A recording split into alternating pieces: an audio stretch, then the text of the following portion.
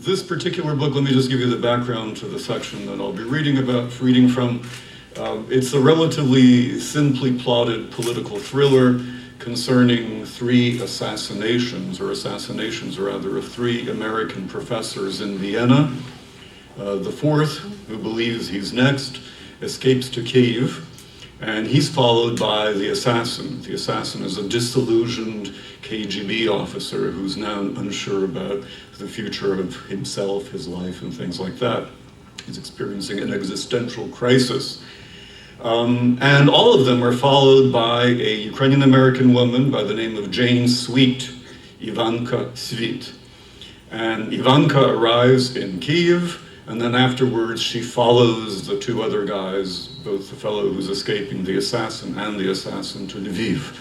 And then the book ends dramatically on the border of Ukraine and Hungary. I won't give away the plot other than to say that. The section I'm going to read to you concerns Jane, Ivanka Svit, as she boards a plane from Kyiv to Lviv.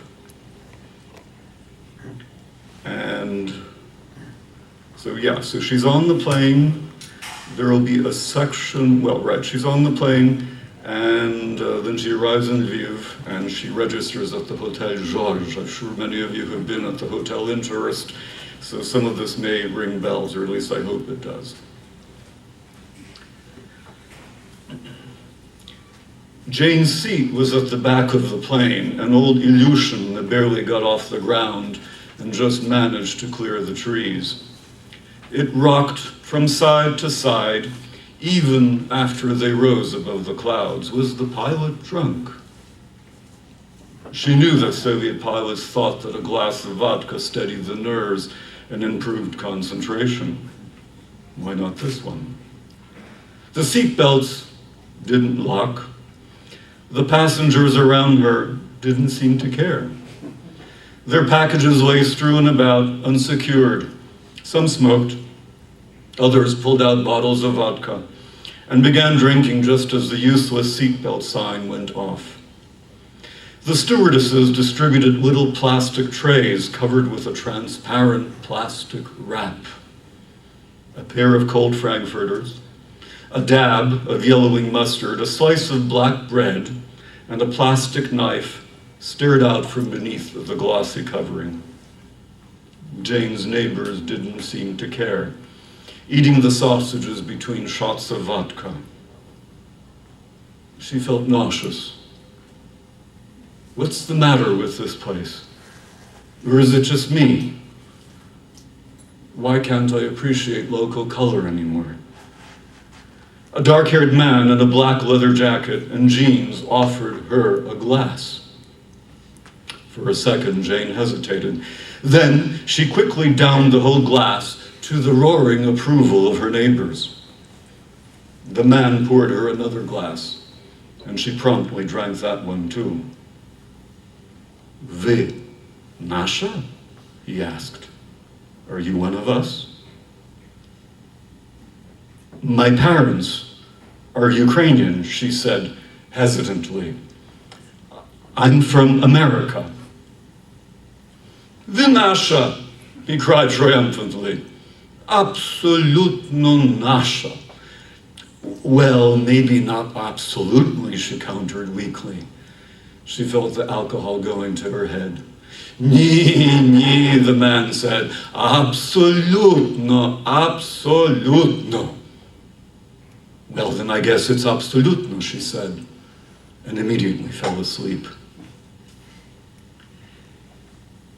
Snippets of conversation, the ramblings of two old women, then coherent mutterings of Baba and Mama. They board the ship in the evening. The gangway creaks every time Mama takes a tentative step. The filthy water swirls beneath her feet. Horses neigh. The air is heavy with the smell of clams. Baba meets her at the top of the gangway, holding Stefan and Slava by their hands. "Come," she says gently, "come. Our cabin is below. Loud voices, nervous laughter, and the clatter of shoes surround her. Her father is dead. In the burial grounds far from Fall River's immigrant neighborhoods, far from their streets, the mirror in the living room falls and shatters in the night. That's a bad sign. The next day, he dies. Her father is dead. Her father had been transported on a horse-drawn carriage through the snow and wind to be deposited in the burial grounds. The mirror has crashed, forewarning them of his death. Her mother has dried her eyes as she sits impassively in the carriage, holding the children and wondering. The waves slam against the side of the boat. The three children huddle in the beds. Their mother snores. Sailors run along the deck. In the cabin next door, Germans are playing cards and drinking beer. She awakes. The room is dark. Cigarette smoke slides through the cracks. It is their neighborhood in the evening. Her mother is sitting on the front stoop, the Portuguese and Polish women exchanging gossip, the men arguing and playing cards, the children in shorts on the streets, the dark-haired gypsies, the smell of snails, broken beer bottles in the alley, a train passing in the distance, the ragman with the cap pulled over his eyes. A terrible storm catches the ship, slamming it, shaking it, pulling it down, and just at the point when it seems to be underwater, letting it go. The waves are as tall as houses. The wind whistles mad songs. She lies in bed, clasping its sides with all her might, praying to Jesus and Mary, praying that this terrible fury might end. Stefan is asleep, oblivious to the war. Slava is lying in her mother's arms, her soft sobs barely audible. She lies in bed, praying, thinking of the ocean when it was calm, when the waves slapped the boat playfully, when gulls appeared from nowhere and trailed the ship, suspended in the air like kites. The ship lurches. The roar of the ocean frightens her, and she clenches the cross more tightly.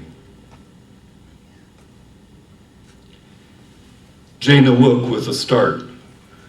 The plane seemed to have fallen to the ground. Her head spinning, her stomach queasy, she looked at her companions.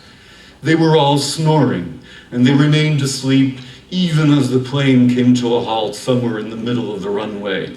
Where was she? The passenger cabin signified a plane.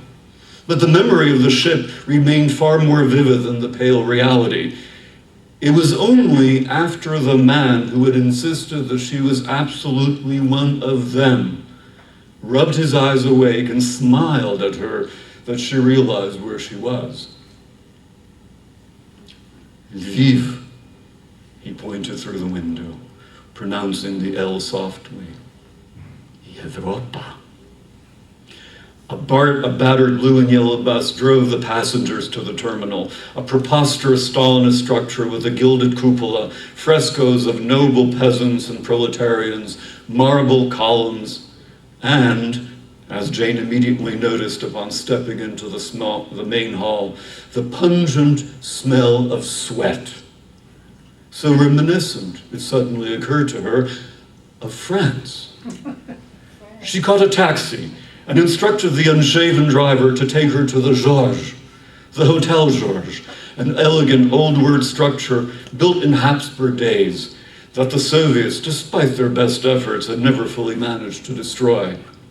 Thoroughly renovated, it now stood proudly between the monument to Poland's great national poet, Adam Mickiewicz, and a glistening McDonald's.